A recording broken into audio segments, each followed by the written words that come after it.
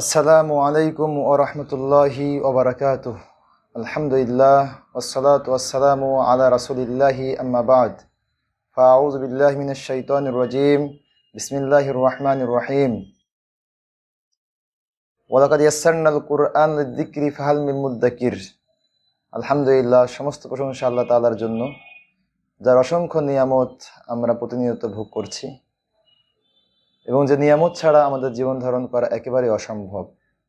আল্লাহ তাআলা পবিত্র কুরআনে বিভিন্ন জায়গায় এই নিয়ামতের কথা উল্লেখ করেছেন এবং উল্লেখ করে বান্দাদেরকে এটা বলতে চেয়েছেন যে তোমরা এই নিয়ামতের শুকরিয়া করো। আল্লাহ তাআলা বলছেন, হুয়াল্লাযী আসবাগা আলাইকুম নিয়ামাহু যাহিরাতাও ওয়া বাতিনাতান। তিনি তো সেই সত্তা যিনি তোমাদের উপর তার গোপন প্রকাশ্য সকল নিয়ামত পরিপূর্ণ করেছেন। আল্লাহ তাআলা এর নিয়ামত কত বেশি তা তো কখনো গণনা করা সম্ভব নয়। আল্লাহ তাআলা নিজেই বলছেন, ওয়াইন তাউদ্দু নি'মাতাল্লাহি লা তুহসুহা। আমার বান্দারা, যদি তোমরা আমার নিয়ামতগুলো গুনতে শুরু করো, এগুলো কখনোই গুণে শেষ করতে পারবে না।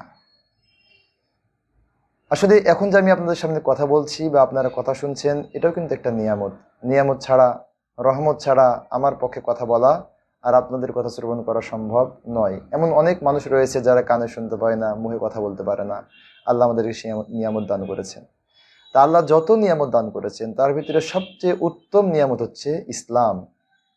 আলহামদুলিল্লাহ, আল্লাহ তাআলা আমাদেরকে দ্বীন ইসলামের নিয়ামতটিও দান করেছেন।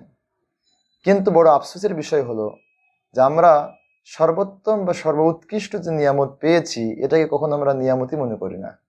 এজন্য আল্লাহর প্রশংসাও সেভাবে আমরা আদায় করতে পারি না। কিন্তু মনে রাখতে হবে, আল্লাহ তাআলার অন্যতম একটি নীতি হচ্ছে যে নিয়ামতের শুকরিয়া আদায় না করলে আল্লাহ তাআলা সে নিয়ামত ছিনিয়ে নেন। আল্লাহ বলছেন, লাইন শাকারতুম লাযিদান্নাকুম। যদি তোমরা আমার নিয়ামতের শুকরিয়া করো তাহলে আমি তোমাদেরকে আরো বেশি করে দিব।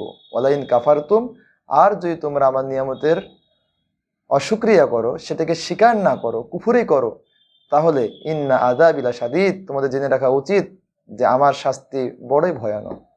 সম্মানিত দর্শকবৃন্দ, আল্লাহর নিয়ামতের শুকরিয়াটার জন্য তিনটা বিষয় প্রয়োজন।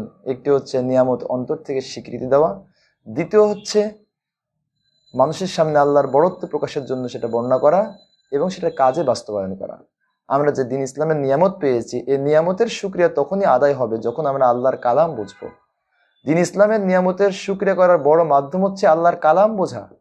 কারণ দ্বীন ইসলাম, যে ইসলাম ধর্ম আল্লাহ আমাদেরকে দিয়েছেন, আল্লাহ কি বলতে চেয়েছেন সেটা আমাদেরকে জানতে হবে। যদি আমরা আল্লাহর কালামই বুঝতে না পারি তাহলে দ্বীন ইসলাম কিভাবে বুঝবো? কিন্তু বড় আফসোসের কথা হচ্ছে, বর্তমানে মুসলিমেরা ইসলাম থেকে এত দূরে চলে গেছে যে তারা পবিত্র কোরআনুল কারীম সঠিকভাবে পড়তেই জানে না। হয়তো শতকরা 10% মানুষও কোরআন সঠিকভাবে পড়তে পারে কি সন্দেহ রয়েছে। আরো পরিতাপের বিষয় হলো, যারা পবিত্র কোরআন পড়তে পারে তাদের মনে হয় 1% লোকও কোরআনের সঠিক অর্থ বুঝে না। তারা না বুঝেই কোরআন তেলাওয়াত করে। না বুঝে কোরআন তেলাওয়াত করলে কোরআনের কি লাভ? হয়তো আপনাদের কিছু নেকি হবে, কিন্তু আল্লাহ যে উদ্দেশ্যে কোরআনটা অবতীর্ণ করেছেন আপনি বুঝবেন, নিজে বাস্তবায়ন করবেন নিজের জীবনে, সমাজে, সেটা তো কখনোই সম্ভব নয়। হয়তো এই ক্ষেত্রে মানুষ মনে করতে পারে যে কোরআনের ভাষা কঠিন, কোরআন আরবি ভাষা, আমাদের ভাষা বাংলা, আমাদের পক্ষে কিভাবেই বা সম্ভব এই আরবি ভাষা শিক্ষা গ্রহণ করা। আসলে এটা কঠিন কোনো বিষয় নয়, কারণ আল্লাহ তাআলা বলছেন, ইন্না আনজালনাহু কুরআনান আরাবিয়্যান লাআল্লাকুম তাআকিলুন। আমি পবিত্র কোরআন আরবি ভাষায় অবতীর্ণ করেছি যেন তোমরা বুঝতে পারো। এই আয়াত থেকে স্পষ্ট প্রমাণিত হয়, যত ভাষা রয়েছে পৃথিবীতে তার ভিতরে সবচেয়ে আরবি ভাষা মানুষের জন্য বোধগম্য। দ্বিতীয়ত, আল্লাহ তাআলা সূরা কমারে একবার না 4 বার বলেছেন, লাকাদ ইয়াসসারনাল কুরআনা লিয-যিকরি ফাহাল মিন মুদ্দাকির। আমি কোরআনকে মানুষের উপদেশ গ্রহণ করার জন্য সহজ করে দিয়েছি, সুতরাং কেউ কি আছে উপদেশ গ্রহণ করবে? আপনারা একটু লক্ষ্য করুন, আল্লাহ কিন্তু এই কথা বলেননি যে আমি পবিত্র কোরআনকে তেলাওয়াত করার জন্য সহজ করে দিয়েছি, বরং আল্লাহ বলছেন আমি পবিত্র কোরআনকে উপদেশ গ্রহণ করার জন্য সহজ করে দিয়েছি। উপদেশ গ্রহণ কখন সম্ভব? যখন আপনি বুঝবেন তখনই তো উপদেশটা গ্রহণ করতে পারবেন। এজন্য আরবি ভাষা এটি একটি সহজ ভাষা। এটা আমার কথা না, এটা আল্লাহর কথা। আর ওমান আস্তাকু মিনাল্লাহি কিলা, আল্লাহর চেয়ে অধিক সত্যবাদী পৃথিবীতে আর কেউ নেই। সুতরাং আল্লাহ যে কথা বলেছেন সেই কথাটাই চূড়ান্ত। এই ভাষা সহজ, কিন্তু আমাদের কাছে কঠিন হওয়ার বড় কারণ হচ্ছে আমরা সেটা আগ্রহ দেখাই না, আমরা শিখতে চেষ্টা করি না। শিখতে চেষ্টা না করাটাই আরবি ভাষা কঠিন হওয়ার অন্যতম কারণ। দ্বিতীয়ত, হয়তো শিক্ষা দেওয়ার কিছু মাধ্যম ভুল থাকার কারণে এটা অনেকটা কঠিন হয়ে যায়। যাই হোক, আমি আপনাদের প্রতি উদাত্ত আহ্বান জানাচ্ছি।